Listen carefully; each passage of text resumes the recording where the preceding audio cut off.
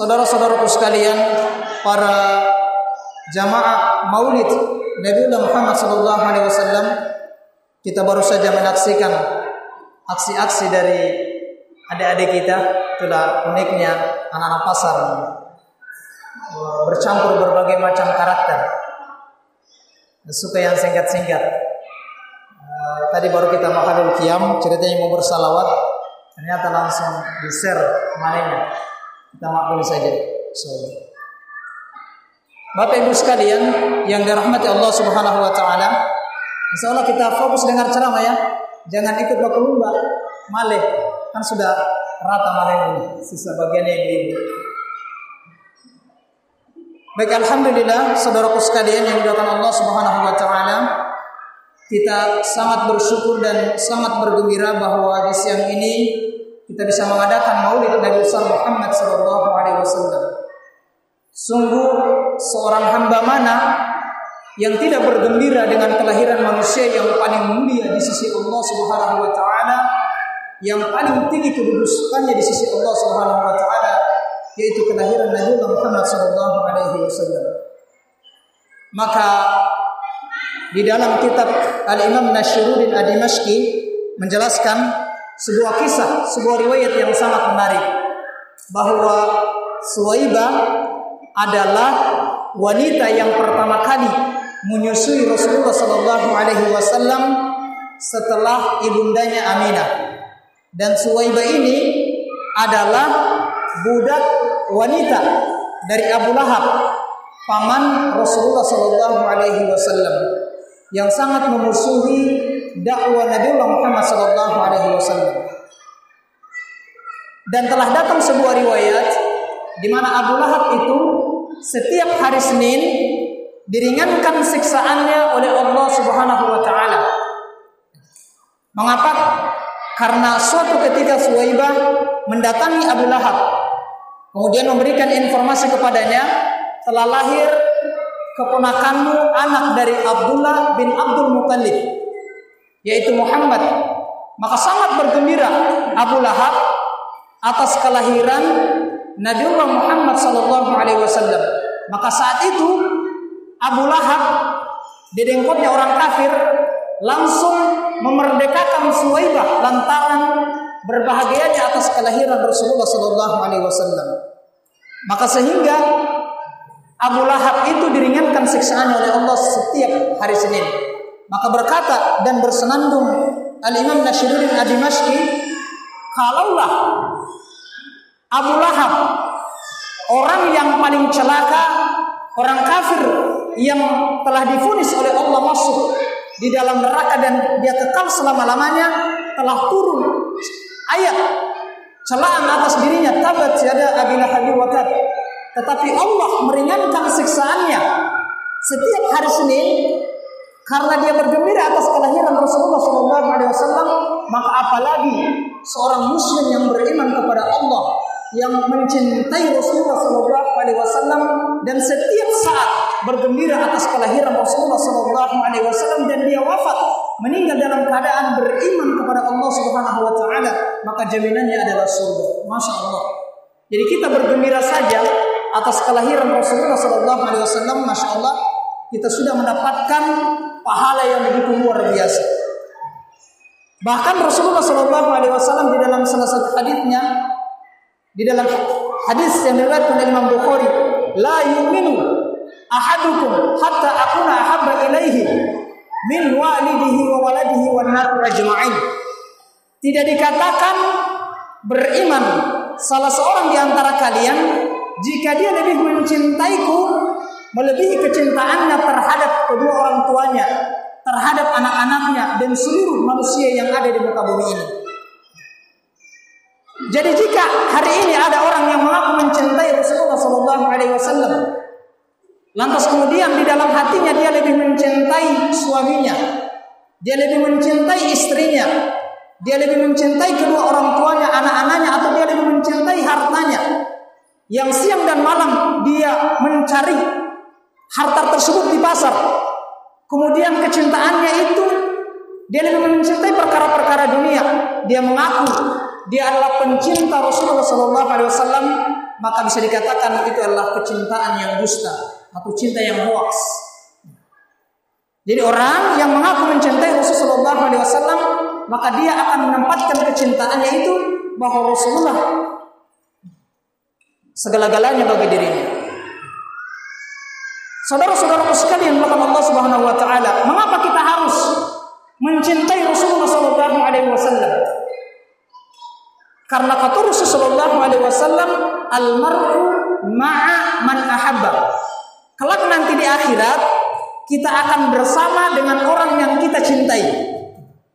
Jadi keadaan seseorang nanti di kehidupan akhirat kelak akan berkumpul dengan orang yang dia cintai. Jadi kalau seandainya kita mencintai harta kita, maka kelak nanti harta itu justru akan menjadi bahan bakar api neraka. Begitupun juga kalau di dalam hati kita lebih kita cintai suaminya kita atau istrinya kita.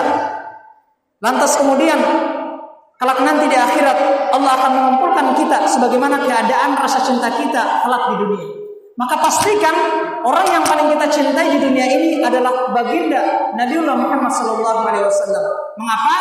Karena orang-orang yang senantiasa mencintai Rasulullah SAW segala-galanya bagi dirinya, maka kelak insya Allah akan mendapatkan syafaat dari Nabiullah Muhammad SAW. Dan bahkan kata Rasul, al-mar'u ma'a man ahabba. Kelak nanti akan dikumpulkan bersama dengan Rasulullah SAW jika kita adalah orang-orang yang sangat mencintai Rasulullah SAW.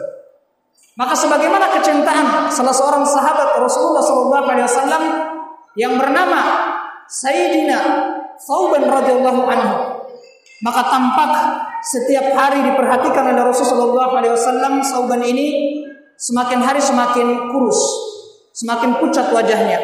Maka Rasulullah SAW memanggil Thauban, wahai Thauban, mengapa setiap hari aku melihatmu semakin turun badanmu, wajahmu semakin pucat?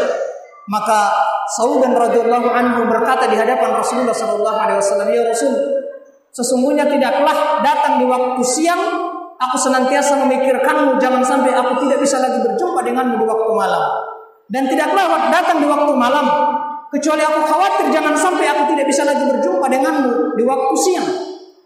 Dan ya Rasulullah, aku khawatir apakah aku duluan yang wafat atau dirimu ya Rasul. Kelak nanti saya khawatir kita tidak bisa lagi berjumpa di akhirat kelak. Mengapa? Karena kedudukanmu yang sangat mulia di sisi Allah Subhanahu wa taala. Engkau adalah Nabi Allah, engkau adalah kekasih Allah Subhanahu wa taala, sementara aku hanyalah manusia biasa. Maka Rasulullah SAW berkata kepada sahabat Sayyidina Thauban radhiyallahu anhu, wahai Thauban, sesungguhnya engkau akan bersama dengan orang yang engkau cintai. Makanya kalangan para sahabat Rasulullah SAW itu luar biasa sekali kecintaan mereka terhadap Rasulullah SAW. Mereka rela mengorbankan harta mereka, mereka rela mengorbankan apapun yang mereka miliki, bahkan nyawa sekalipun. Mereka rela mengorbankan demi membuktikan bahwa mereka adalah umat, adalah sahabat Nabi Muhammad SAW yang amat mencintai Rasulullah SAW. Saudara-saudaraku sekalian yang dimuliakan Allah Subhanahu wa taala, di tengah kebahagiaan kita ini, kita berlomba-lomba male dan telur. Konon beberapa waktu lalu sempat viral bahwa telur itu obatnya corona. Sampai tengah malam itu ada yang beli telur. Di Unaha itu luar biasa viralnya. Pokoknya hampir seluruh wilayah-wilayah di Jazirah Sulawesi Tenggara itu katanya telur obatnya corona. Mudah-mudahan dengan barokahnya Maulid pada kesempatan ini kita memakan telur dari hasil kita membawa di masjid, insya Allah semoga membawa barokah, menghilangkan penyakit yang ada di dalam diri kita. Allah Subhanahu wa taala mengangkat penyakit kita, amin ya rabbal alamin. Saudara-saudaraku sekalian yang dirahmati Allah Subhanahu wa taala, tahukah kita di tengah keceriaan dan kegembiraan kita menyambut kelahiran Rasulullah sallallahu alaihi wasallam di siang ini, saat ini sedang viral di media-media internasional terkait dengan penghinaan Nabiullah Muhammad sallallahu alaihi wasallam. Ada seorang guru, kemudian dia menampilkan karikatur Nabiullah Muhammad SAW di hadapan murid-muridnya. Kemudian ada seorang murid yang beragama Islam tersinggung apa yang dilakukan oleh guru tersebut, maka dia langsung membunuh gurunya yang beragama non-muslim karena kebenciannya terhadap Islam. Sebelumnya juga tahun-tahun yang lalu tenar karikatur penghinaan terhadap Rasulullah SAW oleh majalah Charlie Hebdo di Prancis. Tapi apa yang dikatakan oleh Presiden Prancis yang bernama Emmanuel Macron, la'natullah alaih, justru dia membenarkan pelecehan terhadap Rasulullah SAW. Justru dia memajang di salah satu kantornya di Prancis karikatur Nabiullah Muhammad SAW. Ini merupakan penghinaan yang sangat besar bagi kaum muslimin, saudaraku sekalian yang dirahmati Allah Subhanahu wa taala. Maka seluruh kaum muslimin yang ada di seluruh dunia mereka tersinggung. Bahkan sampai aksi-aksi mereka hari ini memboikot berbagai produk-produk Prancis karena kejengkelan dan kemudian kebencian mereka terhadap apa yang dilakukan oleh si Macron, Presiden Prancis la'natullah alaih, yang justru kemudian mendukung, membangkingi penghina Rasulullah sallallahu alaihi wasallam. Tidakkah kita marah, saudaraku sekalian? Jangan sampai kemudian ketika Rasulullah sallallahu alaihi wasallam dihinakan saat ini, bahkan sampai detik ini, si Macron itu belum menarik pernyataannya terhadap penghinaannya kepada Rasulullah sallallahu alaihi wasallam. Kita gembira, santai-santai saja, maka itulah yang dikatakan sesungguhnya kita telah tertimpa musibah dalam agama. Musibah dalam agama yaitu ketika Allah dan Rasulnya dicaci maki, dihinakan, kita tidak tersinggung, santai-santai saja. Tapi ketika orang tua kita yang dihinakan, ketika harta kita yang diambil, kita tersinggung dan berupaya untuk mengambil harta kita, berarti kita sudah tertimpa musibah dalam agama. Saudara-saudaraku sekalian yang dirahmati Allah Subhanahu wa taala, pertanyaannya adalah mengapa penghinaan demi penghinaan kepada Rasulullah sallallahu alaihi wasallam terus terjadi di tengah-tengah kaum muslimin saat ini? Bukan hanya di tahun ini, di tahun-tahun sebelumnya ada majalah Charlie Hebdo dan majalah-majalah karikatur yang menggambarkan Rasulullah SAW sebagai sosok yang sangat buruk. Jamaah sekalian yang Allah Subhanahu wa taala, kenapa muncul penghinaan seperti itu? Karena saat ini kaum muslimin tidak memiliki lagi junnah atau perisai. Rasulullah sallallahu alaihi wasallam bersabda dalam hadis riwayat Imam Muslim, "Innamal imamu junnatun yuqatalu min waraihi wa yuttaqa bihi." Sesungguhnya seorang imam, seorang khalifah adalah junnah, perisai bagi kaum muslimin, di mana kaum muslimin mereka berperang dan berlindung darinya, dari musuhnya. Maka khalifah dikatakan oleh kalangan para ulama ialah an-niyabatu 'anil Nabi sallallahu alaihi wasallam fi hirasatid din wa siyasatid dunya. Adalah yang menggantikan Rasulullah sallallahu alaihi wasallam setelah wafatnya untuk mengurus urusan umat, menjaga agama dan mengurus urusan umat dengan hukum-hukum Allah Subhanahu wa taala. Maka keberadaan seorang khalifah, seorang imam sebagai junnah perisai bagi kaum muslimin, maka siapapun yang menghina Allah, siapapun yang menghina Rasulullah sallallahu alaihi wasallam, maka imam, khalifah akan mengirimkan pasukan yang besar demi menjaga kehormatan Nabiullah Muhammad sallallahu alaihi wasallam. Inilah yang dilakukan oleh Sayyidina Abu Bakar As-Siddiq radhiyallahu anhu, khalifah pertama kaum muslimin, ketika Musailamah Al-Kadzab mengaku sebagai nabi pasca wafatnya Rasulullah sallallahu alaihi wasallam, menghina Rasulullah sallallahu alaihi wasallam, maka khalifah Abu Bakar As-Siddiq radhiyallahu anhu langsung mengirimkan pasukan yang besar untuk menghancurkan Musailamah Al-Kadzab. Bahkan bukan hanya Rasulullah sallallahu alaihi wasallam, saudaraku sekalian, keberadaan seorang khalifah, seorang imam sebagai junnah perisai tameng bagi kaum muslimin.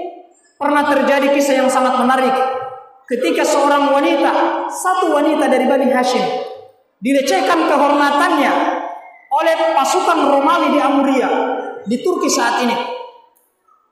Maka saat itu wanita muslimah ini berteriak, "Wa Mu'tasimah, di manakah engkau wahai Khalifah Al-Mu'tasim billah? Wa Mu'tasimah, di manakah engkau wahai Khalifah Al-Mu'tasim billah? Wa Mu'tasimah, di manakah engkau wahai perisai umat Khalifah Al-Mu'tasim billah?"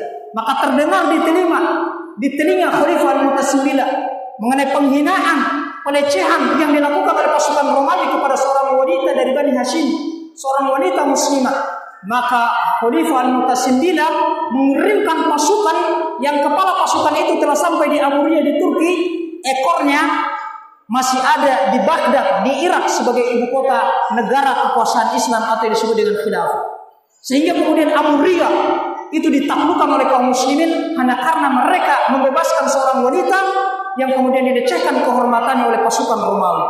Itulah keberadaan seorang imam, seorang khalifah sebagai junah perisai bagi kaum muslimin. Tidak berhenti sampai di situ.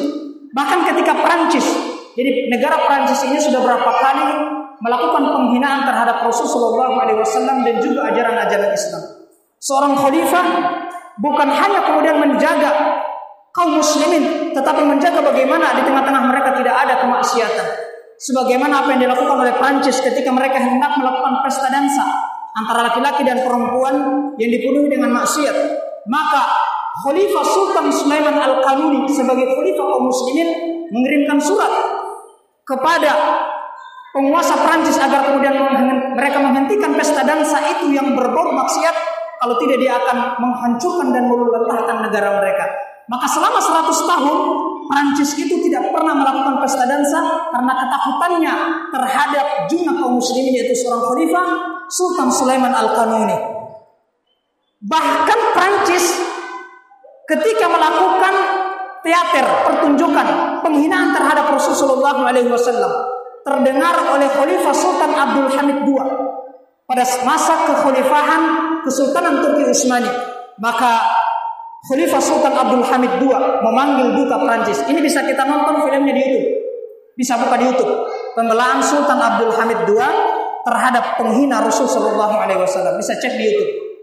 Maka Sultan Abdul Hamid II memanggil, kemudian mengatakan kepada duta Perancis, "Wahai kalian yang telah menghina dan menginjak-injak kehormatan Nabi kami, jika kalian tetap melanjutkan teater pertunjukan yang menghina Nabi Muhammad SAW, maka saya akan menggerakkan seluruh pasukan kaum muslimin untuk melantahkan negara kalian. Karena bagi kami, apabila ada yang melecehkan Rasulullah SAW, nyawa kami menjadi taruhannya." Bahkan Sultan Abdul Hamid II mengatakan di hadapan duta Prancis, "Seandainya saya berada dalam posisi sakaratul maut, saya akan berdiri mengambil pedang untuk menghancurkan, untuk berperang siapa saja yang menghina Nabiullah Muhammad sallallahu alaihi wasallam."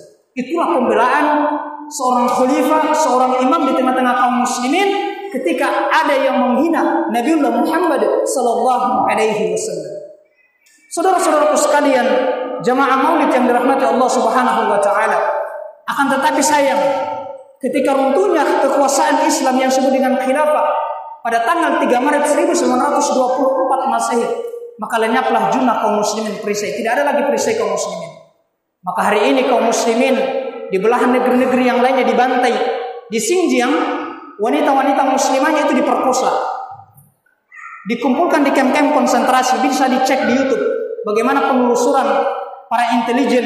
Mereka mengecek ternyata di Xinjiang sana di Tiongkok dibangun kem-kem konsentrasi untuk mengumpulkan kaum muslimin dan wanita muslimahnya, kemudian mereka dilecehkan kehormatannya. Wanita-wanita yang ada di Palestina, mereka diperkosa, mereka diinjak-injak harga diri mereka, mereka dibunuh, dibantai, diambil seluruh harta mereka oleh Zionis Israel. Begitupun apa yang terjadi di Suriah, di Myanmar, Muslim Rohingya sampai saat ini masih terus dijajah oleh rezim Myanmar. Saudara-saudaraku sekalian melakukan Allah Subhanahu wa taala, penghina Rasulullah SAW sebagaimana hari ini kita saksikan di Prancis, dan juga kemudian penghinaan terhadap ajaran-ajaran Islam yang lainnya. Kenapa semua itu bisa terjadi? Karena lenyapnya, hilangnya junah kaum muslimin, yaitu seorang khalifah di tengah-tengah kehidupan kita. Saudara-saudaraku sekalian yang dilakukan Allah Subhanahu wa taala, lantas bagaimana mengembalikan kemuliaan kaum muslimin? Kemuliaan kehormatan Rasulullah SAW membela kehormatan kaum muslimin, kemudian mengumpulkan seluruh pasukan kaum muslimin untuk mengembalikan kehormatan Rasulullah SAW yang secara buruk dan menjijikan mereka menghina Rasulullah SAW. Itu kita mungkin belum melihat karikaturnya, itu sangat mengerikan sekali penghinaan mereka terhadap Rasulullah SAW. Bisa dicek di Google. Itu di Prancis digambar karikatur Nabiullah Muhammad SAW, kemudian dipajang selama berjam-jam. Kemudian dia mengatakan, si Macron ini mengatakan negara kami, negara Prancis adalah negara yang menganut freedom of expression, kebebasan berekspresi. Jadi bebas orang melakukan apapun. Saudara-saudara sekalian berkat Allah Subhanahu wa taala, mengapa penghinaan demi penghinaan terus terjadi di tengah-tengah kaum muslimin, terutama Nabiullah Muhammad sallallahu alaihi wasallam? Karena lenyapnya juna kaum muslimin, yaitu seorang khalifah di tengah-tengah kehidupan kita. Maka dari itu Rasulullah sallallahu alaihi wasallam bersabda dalam hadis riwayat Imam Ahmad, "La tunqadunna uran Islam urwatan urwatan, fa kullama intiqadat urwatun tashabbasa an-nasu billati taliha, wa awwaluhuna naqdan al-hukm wa akhiruhuna as-salat." Sungguh simpul Islam. Hukum-hukum Islam itu, syariat Islam itu akan terlepas satu demi satu. Apabila satu simpul Islam, syariat Islam terlepas, maka umat akan berpegangan pada simpul yang lainnya. Yang pertama kali lepas kata Rasulullah SAW, wa awwaluhuna naqdan al-hukm, yaitu kekuasaan, penerapan hukum Islam, dan yang terakhir adalah salat. Maka jangan heran hari ini simpul Islam yang terakhir di mana kaum muslimin mereka berpegang di dalamnya adalah salat. Walaupun kita melihat dan menyaksikan masih banyak hari ini kalangan kaum muslim yang tidak melaksanakan salat. Mengapa? Karena itulah sebagai bagian dari mukjizat Rasulullah SAW menggambarkan kondisi di akhir zaman.